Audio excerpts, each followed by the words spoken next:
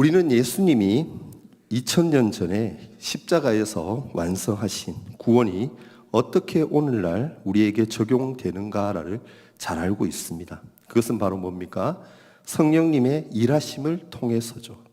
성령님은 예수 그리스도의 영이시기 때문에 그 성령님이 이 땅에 오셔서 하시는 일도 독자적으로 다른 새로운 어떤 사역을 하시는 것이 아니라 예수님이 하신 사역, 그러니까 구원의 사역을 계속해서 오늘날 우리들에게 베풀어 주신다라는 것입니다.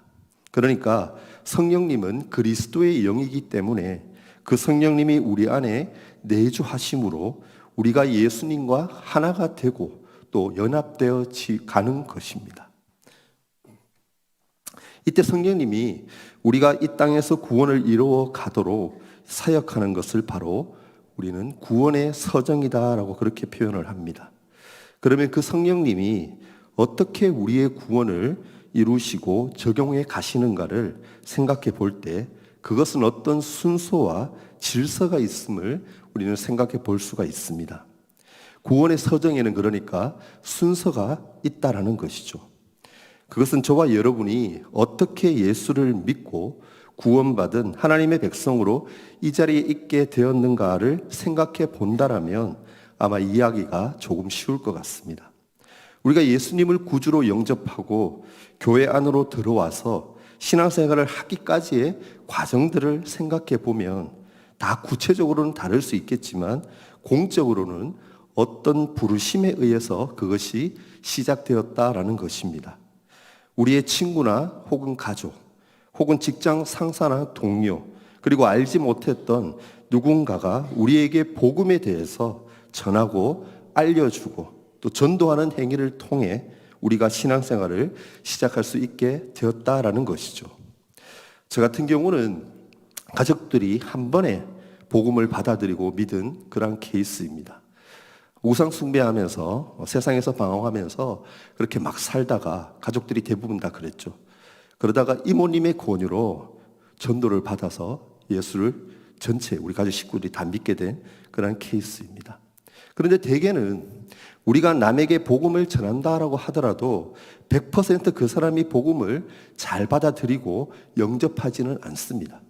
그래서 이것을 구체적으로 구분하자면 먼저 복음을 소개하고 예수께로 초대하는 것, 이것을 우리는 외적 부르심, 복음으로의 부르심이라고 그렇게 말합니다. 그리고 우리 안에 성령님이 내주하심의 결과로 믿음으로 복음을 받아들이는 것을 내적 부르심 또는 유효한 부르심이라고 그렇게 표현을 합니다. 알다시피 다가오는 우리 주일에 우리는 VIP 초청 축제를 합니다. 한 달 넘는 초청 축제 기간 동안 우리는 어떻게 했습니까? 우리 같이 교회로 갑시다. 예수 믿어 봅시다. 신앙생활 같이 해봅시다라고 했던 것. 그것 자체가 무엇이냐면은 바로 외적인 부르심이다라고 이해하면 됩니다. 그리고 그 중에서 그 사람들 중에 진짜 복음의 씨앗이 잘 심은기어지고 믿음의 결실을 맺게 되는 것. 그것이 바로 내적 부르심, 유효한 부르심이라고 하는 겁니다. 그러니까 부르심 그 자체가 유효하다라는 것이죠. 그러니까 저를 비롯한 이 자리에 계신 모든 분들은 누군가 나에게 복음을 전한 외적 부르심과 실제로 어떤 시기 또한 어떤 기간에 예수를 믿게 되는 내적 부르심, 유효한 부르심 또는 콜링이 있었기에 이곳에 있는 것입니다. 웨스트민스터 신앙고백서 31번 문제에 보면 이러한 문제가 나옵니다. 효력 있는 부르심이란 과연 무엇인가? 그렇게 질문을 하죠. 그것에 대해서 답을 이렇게 얘기하고 있습니다. 효력 있는 부르심이란 성령의 역사로서 우리에게 죄와 그 비참함을 깨닫게 하고 그리스도에 관한 지식을 소유할 수 있도록 우리의 마음을 비춰주시며 우리의 의지를 새롭게 하는 것입니다. 이때 성령님께서는 우리를 설득하시고 우리에게 힘을 주사 복음 안에서 우리에게 제시되는 예수 그리스도를 자유롭게 영접하게 하십니다라고 그렇게 표현합니다. 여기서 핵심이 뭘까요, 여러분? 예수님을 믿게 하는 것, 그것이 바로 효력 있는 내적 부르심이다라는 것입니다. 근데 이 효력 있는 내적 부르심이 누구의 일이라고 제가 말했습니까? 바로 성령의 일이다라고 말했습니다. 우리가 VIP 초청 기간이나 또는 무시로 열심히 전도했을 때 그중 누군가가 그렇게 믿음의 결실을 맺게 되는 것, 그것이 바로 성령의 일이다라는 것이죠. 제가 서두에 우리의 구원의 과정, 즉 구원 서정이 성령님의 사회라고 말했습니다. 그 구원 서정의 첫 시작, 첫 번째 과정이 바로 이 부르심이다라고 이해하면 됩니다.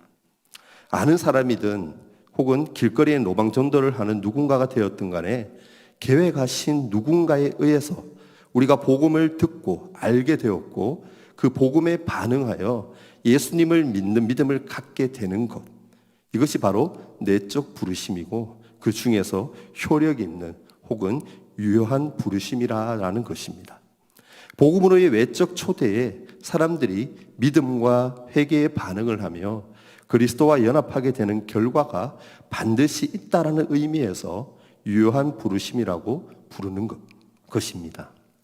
구원 서정의 출발인 이 내적 부르심에 대해서 우리는 오늘 두 가지를 한번 생각하고 기억하기를 원합니다. 첫째는 무엇이냐 하면은 앞서서 계속 언급했던 그런 부분인데, 이 일이 누구의 일이라고 제가 얘기했습니까? 바로 구원 서정 전체가 다 성령님의 사역이다라고 했습니다.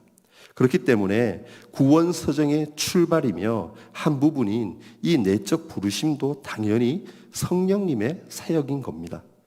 사실 하나님이 부르신다라고 했을 때 보통 주위 사람의 입으로 복음이 전해지게 하시지만 다 그 복음에 반응하는 것은 아니죠. 성령님이 그 가운데 반드시 역사하셔야지만 그 사람이 진짜 그 복음을 믿고 반응하게 되는 것입니다. 만약 논리적으로 따졌을 때, 상식적으로 따져보았을 때 이 성경의 내용들을 믿지 아니하는 불신자인 사람들에게, 교회를 다니지 않았던 그런 사람들에게 전한다라면 그들의 반응이 과연 어떨 것 같습니까? 여러분 경험자도 다 있을 줄 압니다. 당연히 무슨 말도 안 되는 소리를 하느냐, 무슨 그런 우스운 이야기를 진지하게 할 수 있냐라고 하는 것이 어쩌면 정상적인 반응일지도 모르겠습니다. 생각해 보십시오, 여러분. 상식적으로 생각하면 사람이 무리를 걷고 또 홍해가 좌우로 갈라져서 그 마른 땅 사이로 사람들이 지나서 걸어가고 정상적인 남녀의 결합 없이 아이가 태어나고 죽었던 사람이 다시 무덤을 열고 살아났다라는 이 이야기는 21세기 최첨단 과학기술을 시대를 살아가는 사람들에게는 한 번 듣고 단번에 믿어지는 게 어쩌면 더 이상한 일일 것입니다. 그런 기적이 생전 처음 보는 사람의 입으로 한 번 들려졌을 때, 아, 그렇구나.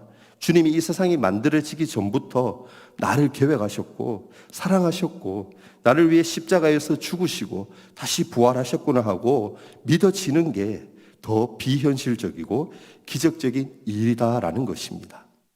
예전에 제가 사회 가던 곳에서 청년 하나가 저에게 상담했던 것이 기억이 납니다. 모태신앙이었던 청년이었는데요, 저에게 이런 고백을 했습니다. 자기는 지금까지 오랫동안 그렇게 신앙생활을 해왔지만 아직까지도 예수님이 정말 자기의 구세주다라는 것이 믿어지지 않는다라는 것입니다. 정말 믿고 싶은데, 너무너무 그것을 인정하고 싶은데, 믿고 싶어 죽겠는데 예수님이 구원자라는 그 사실이 믿어지지 않는다라는 고민을 저에게 심각하게 했던 것이 기억이 납니다. 여러분 고린도전서 12장 32절 말씀을 보면요, 이렇게 기록합니다. 고린도전서 12장 32절인데요. 띄워주시면 같이 한번 읽겠습니다. 제가 읽을게요. 그러므로 내가 너희에게 알리노니 하나님의 영으로 말하는 자는 누구든지 예수를 저주할 자라 하지 아니하고 또 성령으로 아니하고는 누구든지 예수를 주시라 할 수 없느니라. 아멘. 마지막 절의 말씀을 보면 분명히 성령님의 도움 없이는 아무도 예수님을 주님이라고 말할 수 없다라고 우리에게 밝히고 있습니다. 그래서 우리는 우리의 가족들에게 또는 우리의 이웃들에게 믿어질 수 있는 은혜가 임하도록 간절히 기도해야 하는 겁니다. 찬송가 310장에 보면요, 아 하나님의 은혜 찬양인데요, 3절에 보면 이런 가사가 나오죠. 오늘 읽었는 우리 찬양 같은데, 왜 내게 성령 주셔서 내 마음을 감동해 주 예수 믿게 하는지 난 알 수 없도다라고 합니다. 여러분, 믿어질 수 없는 이 일이 믿어지게 만들어지고 그 복음으로의 부르심에 반응하도록 하는 것, 이것이 기적 중에 사실은 기적이고 하나님의 은혜이고 또한 성령님이 하시는 사역인 줄 믿습니다. 여러분, 두 번째로 말씀드리고 싶은 것은요, 이 내적 부르심은 우리에게 아주 중요할 수 있는 실천적이고 실질적인 교훈과 지침을 준다라는 것입니다. 그것은 이 부르심이 성령과 더불어 말씀에 의해 이루어진다라는 것이죠. 우리 모두 에베소서 1장 11절에서 13절까지 말씀인데요, 함께 한번 읽도록 하겠습니다. 전체를 읽겠습니다. 시작. 모든 일을 그의 뜻에 결정대로 일하시는 이의 계획을 따라 우리가 예정을 입어 그 안에서 기업이 되었으니 이는 우리가 그리스도 안에서 전부터 바라던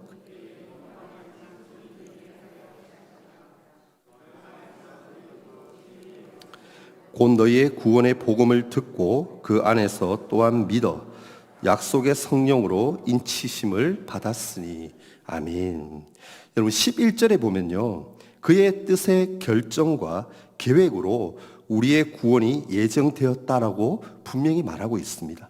그리고 12절은 뭐라고 얘기합니까? 그 구원의 예정은 그리스도 안에서 하나님을 영광과 찬송으로 높이기 위함이다라고 분명히 말하죠. 또 13절은 어떻습니까? 진리의 말씀이 뭐라고 얘기합니까? 구원의 복음이다라고 말합니다. 구원의 복음이 진리의 말씀이다라고 우리에게 분명히 말하고 있습니다. 그 말씀을 통해서 성령의 인치심, 성령님의 일하심을 경험함으로 구원에 대한 부르심에 이른다라는 것이죠. 여기서 기억할 핵심이 뭡니까? 성령의 구원 적용 사역이 하나님의 말씀을 통해 이루어지고 있음을 보여주고 있다라는 것입니다. 오늘 읽은 본문 말씀인데요, 12절부터 14절까지 말씀인데 한 번 더 읽도록 하겠습니다. 본문 띄워주시면 좋을 것 같은데, 읽겠습니다. 13절 14절입니다. 시작. 주께서 사랑하시는 형제들아, 우리가 항상 너희에 관하여 마땅히 하나님께 감사할 것은 하나님이 처음부터 너희를 택하사 성령의 거룩하게 하심과 진리를 믿음으로 구원을 받게 하심이니, 이를 위하여 우리의 복음으로 너희를 부르사 우리 주 예수 그리스도의 영광을 얻게 하려 하심이니라. 아멘. 조금 전에 여러분, 복음이 뭐라고 제가 말씀드렸습니까? 바로 말씀이라고 얘기했죠. 그러니까 14절에 복음으로 너희를 불렀다라는 이 말은 하나님의 진리의 말씀을 통해서 이 복음이 이루어졌다라는 것이죠. 내적 부르심이 성령님이 하시는 사역이지만 성령님은 어떤 방법으로 일하시냐 하면은 복음을 통해서, 즉 하나님의 말씀을 통해서 우리를 유효하게 부르신다라는 겁니다. 그러니까 하나님의 이 부르심은 말씀 없이는 이루어지지 않는다라는 것이죠. 분명 내적인 부르심은 성령님의 사역임이 틀림이 없지만 성령님이 일하실 때 말씀 없이 독단적으로 사역하지는 않는다라는 의미입니다. 자, 여기서 우리는요, 전도에 있어서 중요한 원칙을 생각해 볼 수가 있습니다. 예수 그리스도를 전하는 것은 사실 다양한 방법들로 불신자들에게 복음이 흘러 들어가게 할 수 있다라고 생각할 수 있습니다. 예를 들어서 삶에서 여러 가지로 본이 되고 모범이 되어서 빛과 소금의 역할을 잘 감당함으로 사람들이 보면서, 아, 저 사람을 보니까 예수 믿으면 저렇게 살 수가 있구나, 교회 다니면 저렇게 되는가 보구나, 나도 한번 예수 믿어 봐야 되겠네, 저렇게 밝게 한번 살아봐야 되겠네라는 마음이 들게 해서 삶으로 불신자들을 오게 하는 것, 정말 중요한 일입니다. 그리고 불신자들에게 교회 다니니까 너무너무 좋아요, 이런 점이 좋아요, 저런 점이 좋아요라고 하면서 신앙생활의 여러 유익들을 통해 간접적으로 권면해 볼 수도 있다라는 겁니다. 사실 이러한 방법들도 굉장히 필요하죠. 그렇지만 오늘 우리가 이 내적 부르심 교리를 통해서 알 수 있는 것은 성령님은 하나님의 말씀으로 일하신다라는 것입니다. 믿으십니까? 그래서 전도할 때에 저 사람은 예수를 믿지도 않았고 불교나 다른 종교를 오랫동안 믿어왔는데 혹은 이런저런 이유들로 교회와 기독교를 상당히 싫어하는데 내가 갑자기 성경 말씀을 저 사람에게 말해서 거부감을 일으키면 어떻게 하지? 복음에 대해서 예수님이 나를 위해 죽으시고 사흘 만에 부활하셨다는 게 당연히 믿어지기 힘든 너무 힘든 내용인데 괜히 반감만 가지고 살게 되면 어떻게 하지 하는 그런 두려움에 직접적인 복음의 내용과 성경의 말씀을 이야기하지 않는 것, 그것은 결코 바람직하지 않다라는 것입니다. 물론 누군가에게 전할 때 이러한 것이 두려움이 될 수도 있겠지만 그럼에도 불구하고 우리는 담대하게 하나님의 말씀을 선포하고 나아가야 한다라는 것입니다. 요한복음 3장 16절을 보면 뭐라고 얘기합니까? 잘 아는 말씀이죠. 하나님이 세상을 이처럼 사랑하사 독생자를 주셨으니 이는 그를 믿는 자마다 멸망하지 않고 영생을 얻게 하려 하심이라 라고 성경에서 하나님이 우리에게 분명하게 말씀하셨다라고 말할 수 있어야 한다라는 겁니다. 이 말씀을 담대하게 믿지 않는 자들에게 전할 수 있어야 하는 겁니다. 예수님만이 우리가 구원받을 수 있는 유일한 구원자라고 복음과 말씀을 선포할 때 성령 하나님이 그 말씀을 통해서 그 사람에게 역사하시는 겁니다. 우리는 삶으로 본이 되어서 주님을 드러내고 신앙생활의 여러 가지 유익을 말하는 것을 통해 자연스럽게 거부감 없이 복음이 전해지는 방법도 필요하기에 당연히 해야 합니다. 하지만 동시에 우리는 하나님의 말씀을 통해 일하시는 성령님을 기대하고 또 의지하며 담대하게 복음과 말씀을 선포해야 한다라는 것입니다. 우리 생각에는 모르는 사람이 어떻게 복음에 대해서 한 번 듣고 믿겠어라고 생각할지 모르지만 요한복음 10장 27절 말씀은 이렇게 기록하고 있습니다. 한번 읽어볼까요? 같이 읽습니다. 시작. 내 양은 내 음성을 들으며 따르느니라. 아멘. 이 말씀처럼 분명 하나님이 택하신 하나님의 백성들은 예수님의 말씀과 음성에 반응하게 될 것이고 기적 중에 기적인 믿어지는 이 기적이 성령님을 통해서 경험하게 된다라는 것입니다. 저와 여러분들도 어떻게 보면 그 기적을 체험하고 지금 이곳에 나와 있는 줄 믿습니다. 남들이 뭐라고 해도 남들이 뭐라고 하든 어려움이 내게 닥쳐도 믿음이 있기에 하나님을 떠나지 않고 붙들고 우리는 살아가고 있는 겁니다. 우리 모두 불신자들의 거부와 반응을 두려워하지 말고 그들에게 담대하게 하나님의 말씀을 선포하며 살아갈 수 있기를 바랍니다. 여러분 꼭 기억하십시오. 복음은요, 설득이 아닙니다. 선포입니다. 그렇게 하나님의 말씀이 선포될 때 그 말씀을 통해 성령 하나님이 일하시는 것입니다. 바라기는 다가오는 주일에 많은 분들이 이 자리에 왔으면 좋겠습니다. 성령 하나님의 일하심을 우리 두 눈으로 확인할 수 있었으면 좋겠습니다. 말씀을 정리합니다. 2000년 전 예수님이 이루신 구원을 성령님이 오늘 우리에게 이루시는 것을 구원서정이라고 하고 그 구원서정의 첫 시작은 내적인 부르심으로 출발한다라고 말씀드렸습니다. 이 유효한 내적 부르심은 첫째로 성령님이 하시는 일로 우리의 의지나 계획으로 믿음 생활을 시작한 것이 아니라 하나님이 믿게 해주셔서 불러주셨기 때문에 한 성령 안에서 예수님을 구주로 섬기며 살 수 있는 겁니다. 그래서 이것을 우리가 보통 뭐라고 표현합니까? 하나님의 전적인 은혜라고 표현을 하죠. 둘째로 유효한 부르심에 대한 성령님의 사역은 하나님의 말씀을 통해서 이루어진다라고 말씀드렸습니다. 우리의 계획과 또한 지혜, 그럴듯한 논리와 지식을 앞세운 그런 설득이 아니라 하나님의 말씀이 담대하게 예수님을 모르는 사람들에게 선포되어질 때 그 말씀을 믿어지게 하는 성령님의 역사가 일어나게 되는 것입니다. 복음 선포, 전도라는 방법을 통해서 하나님은 일하신다라고 말씀했습니다. 선지자들이 그리고 세례 요한이 예수님이 그러하셨던 것처럼 차별 없이 또 담대하게 모든 사람들에게 하나님 나라의 복음을 선포하며 살아가는 우리 모두가 되기를 주님의 이름으로 축원합니다. 하나님의 부르시면은요, 후회함이 없음을 반드시 기억하고 나를 부르신 하나님의 신실하신만을 찬양하며 살아갈 수 있는 그런 복된 인생들이 될 수 있는 여러분 모두가 되기를 예수님의 이름으로 간절히 바라며 축원합니다. 아멘. 이 시간 함께